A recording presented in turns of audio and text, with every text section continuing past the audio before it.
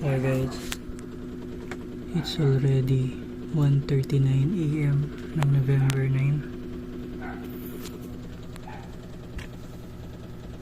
I-edit ko pa lang yung episode 8.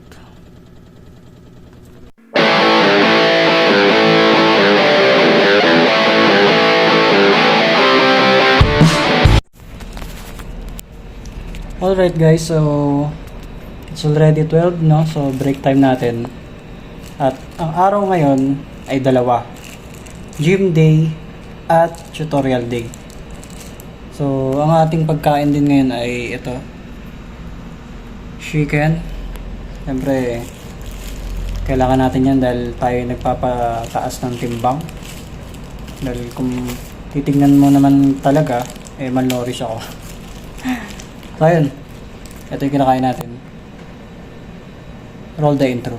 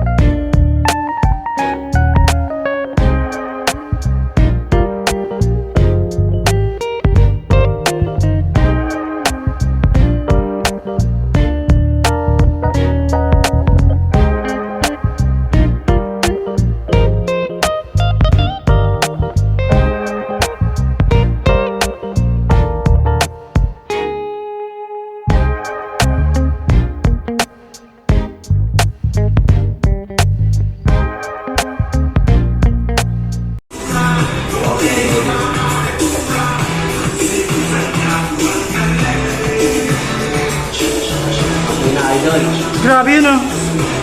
Yun, gago. 200 yan? Ba't 300 mo? Hindi na ako nag-video ng 300.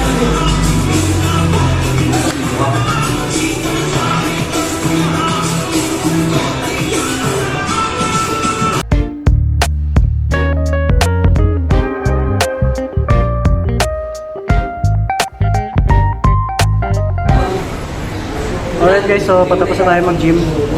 Yung mga bagong, mga tropa natin. Ayun yung mga nagtuturo sa akin. Ay, sorry. Yan pa yung tinuturuan ko guys. So, 2 program na lang ako. Ay, 1 program na lang.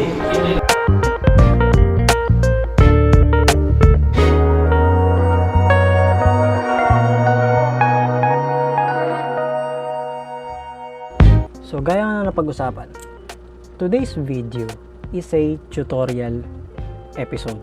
So kung ano man yung maisip natin na ituturo, yun yung tatalakay natin ngayong episode na to. And apparently, dahil ngayon nga galing nga tayo sa gym, no, katatapos lang natin.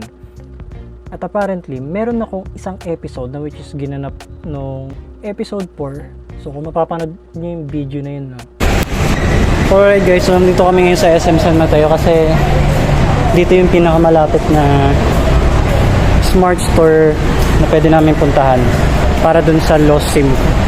So kapag kukuha kayo ng lost SIM o magre-recover kayo, magre-replace kayo ng SIM nyo na nawala, so yun kasama para natin yung chicks natin. Kapag magre-recover kayo ng SIM nyo na nawala, pumunta lang kayo sa pinakamalapit na smart store. Hirap banggit, bulol eh. Ayun, kita kits.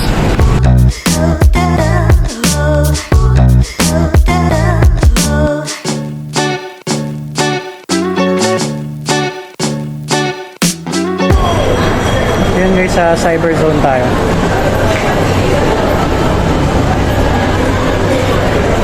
Hanapin natin yung smart. Yun guys, nakita na natin yung smart.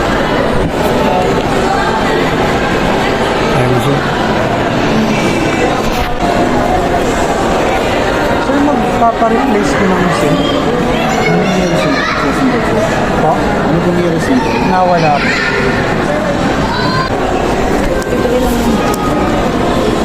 So, ang kwento lang naman dyan is nawala yung SIM card na ginagamit ko sa both mobile wallet. So, sabihin ko na yung brand, no? GCash and Paymaya. At dahil nga nawala yung SIM natin, ginawa natin, una is pumunta muna tayo sa pinakamalapit na smart store. Pero, sa kasamaang palad, wala tayong napala doon dahil marami pang kailangan na requirements para ma-recover natin yung SIM, kasi yun sana ang una natin gagawin is i-recover yung SIM card number. Pero since hindi na nga kayang ma-recover dahil maraming requirements na hinihingi, meron ako natuklasan na isang option na which is yun nga, change number ang tawag. So sa magkaibang mobile wallet, magkaiba ng sistema o process kung paano kang papalit ng number or account number sa mismong GCash or Paymaya. So yan ang tatalakayin natin ngayon. So umpisahan na natin. First things first ay kailangan natin pumunta ng Google Chrome at i-type ang maya.ph. So kapag na-click nyo na, lalabas na yung mismong website ng Paymaya, which is Maya na lang talaga ang pinakatawag ngayon. Then scroll down nyo lang sa pinakababa at i-click nyo yung Help and Support. So pagka-click nyo ng Help and Support, click nyo naman yung Account Help. So scroll down nyo lang konti at i-click nyo yung Account Help. Diyan natin gagawin yung pagpalit ng details ng mismo account. So i-click nyo lang yung what do I do if I lose the SIM and or phone with the number registered to my Paymaya account. So scroll down nyo lang, makikita nyo dyan yung naka-highlight, bold na underlined na word na form. So ang gawin nyo, i-click nyo lang yung word na form na yan, yung kulay blue. So lalabas na dyan yung mga kailangan yung fill upan. So dito, pipili lang kayo anong reason for request. So pag click nyo yan, lalabas dyan yung iba't ibang klase or 4 na klase ng reason na pwede nyo pagpilian.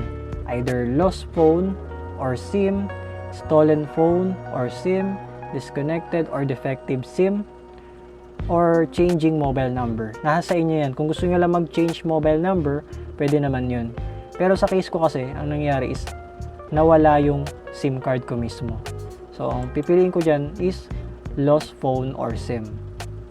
So, sunod naman is i-type nyo lang dyan o ilagay nyo lang yung number na nakaregister sa inyong Paymaya account. So, dito nilagay ko, nag-rumble na lang ako ng number para masubukan lang, no? At sunod naman na ilalagay nyo is yung bago nyong number na ilalagay, na which is yung active number nyo na. Kahit anong service provider to either dito, Globe, or Gomo, nasa inyo yun. Tatanggapin nila yan. So sunod naman na ilalagay nyo is yung active email address nyo, kasi dyan magsisend ng control number dito sa nire-request nyo na changing or lost SIM. Then sunod is mag-upload kayo ng ID nyo. So dito meron kayo pagpipilian ng mga ID. So ako sa yung ginawa ko, pinili ko driver's license. So dito ang pinaka madaling kuhanin dito if wala kang ibang ID is NBI clearance. Okay? So pwedeng yun. Actually tinatanggap na rin nila yung Philippine National ID, yung PSA ID ngayon. So pwede nyo rin gamitin yun. So ang gagawin nyo, click nyo lang yung ID na napili nyo.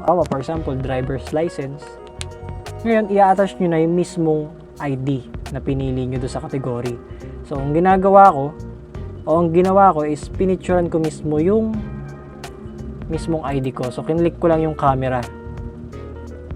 So, pwede naman kayo mag-upload. Nasa inyo yun. Pero i-make sure nyo na malinaw rin syempre yung picture na kukuhanan nyo.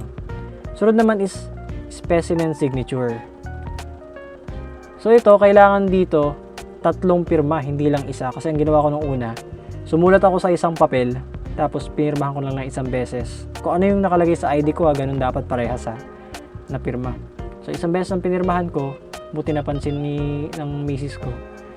Nakasulat naman kasi dyan na 3 specimen signature. So, ibig sabihin, 3 malinis na pirma sa isang malinis na puting papel. Okay? So, pag nakapirma ka na sa isang malinis na papel ng 3 beses, pwede mo siyang picturean. So, yun din ang ginawa ko. Picturean ko direkta. So, after that, meron nakalagay dyan description. So, nasa inyo kung anong gusto nyo ilagay, anong reason, anong nangyari, anong note. No, nasa inyo yan, anong kwento. So, siguro maglalagay tayo ng example.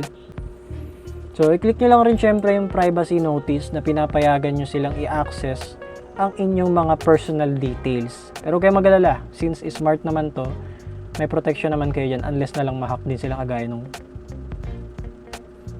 yaan nyo na.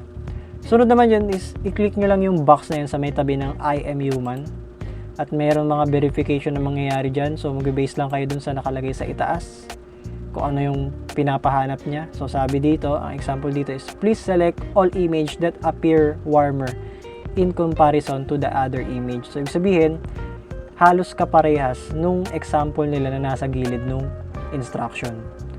So, dito, ang example is cactus. So, hanapin ko lahat ng merong may cactus. So, i-click mo lang yung picture na yun. As in lahat. Then, pag okay na, click mo yung verify. Pag okay na, mag-check yung I am human, then pwede mo nang i-submit. So, pag submit mo, lalabas yung mismong control number nung transaction mo na ni-request na ito. Huwag ka mag-alala dahil kung active naman yung email address na nilagay mo, direct tayo mag-i-email sa email address mo. So, try natin yun sa akin. So, ganito ang makikita nyo. Maya support tsaka yung mismong case number or control number. So, i-click nyo lang yan. Makikita nyo dyan na under process na yung inyong request.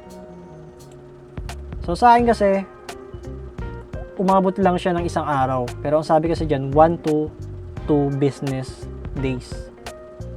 So, ibig sabihin, 2 working days. Siguro Monday to Friday. So, kung pumatak ng Friday ka nag-process, so, siguro mga Tuesday or Wednesday na yan, mag-i-email sa'yo o magsa-successfully change number. So sa akin, since one day lang siya kasi Sunday ko siya ni-request, so Monday nag-appear ka agad siya. Siguro pinriority na ako since Sunday naman ako nag-request, kaya na-process ka agad siya. So ganito ang itsura naman kapag nag-successfully change na yung number mo sa account. So nakalagay dyan, good day, we have. So ibig sabihin, past tense. Processed. Sabihin, past tense din. Kasi may ED. Your request to change mobile number with case number, so yung control number na nasa nung una, na-process na nila. Ibig sabihin, change number na. So, ang gagawin naman natin is pupunta na tayo ngayon muli sa ating PayMaya account para i-testing. So, ang gagawin nyo lang, para mas ma-sure nyo na hindi na gumagana yung lumang number nyo, i-log in nyo yung lumang number nyo. And just to give you a brief context o kung ano man yung magiging itsura niya kung sakaling itatry nyo, itatry ko yung lumang number ko kung papasok pa. So, ganito ang itsura kapag hindi na siya nakaregister sa PayMaya. We're unable to log you in. So, ibig sabihin, may problema na. So, ilalagin mo na yung mismong bagong number na niregister mo o yung pinalit mo. Don't worry, same password pa rin yung ilalagay mo dun sa luma. Number lang talaga yung nagpalit. So, moving on, dako naman tayo sa isang pinakamadali na magpalit ng number, si GCash. Si PayMaya kasi medyo mahaba talaga yung proseso niya, pero si GCash nagulat ako. As in minutes lang. Minuto lang talaga yung gugugulin mo, makakapagpalit ka na. Basta, take note. Naka-ready dapat yung mga detalye na kailangan mo, which is yung mukha mo. So, dito wala naman kailangan ng mga ID dito. Importante na ikaw mismo yung user, hindi pwedeng ipapabukas mo sa iba. Kasi kailangan nila yung selfie mo. Okay? So, try natin. So, gawin mo, open mo yung GCash mo at i-type mo yung bagong number na i-register mo o ipapalit mo sa luma mong GCash number. So, i-type mo lang. Then, click mo lang yung next at lalabas yung verification at magte-text sa'yo ng OTP. So, pag nag-text sa'yo ng OTP, i-click mo lang yung recover account. Ibig sabihin, i-recover mo lang yung luma mong account.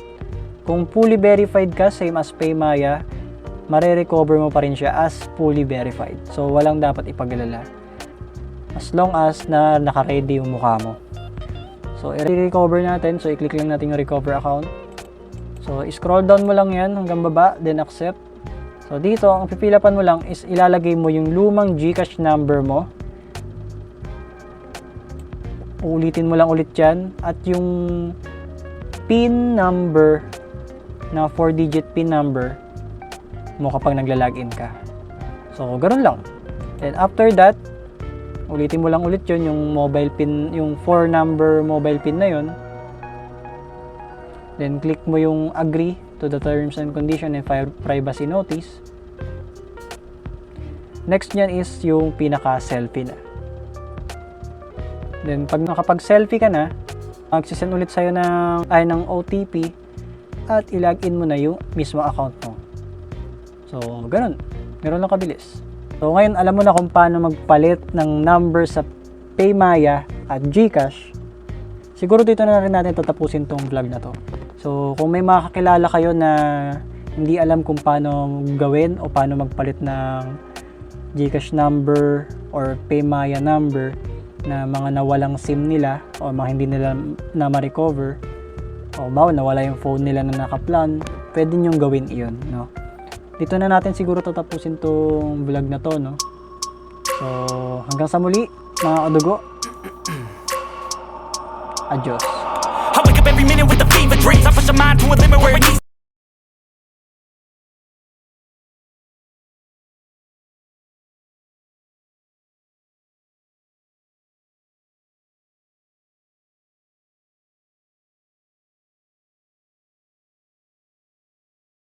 I work blind, got vision I don't need to see. I'm picking mind over matter, I believe in me. I need to find more hours in the day to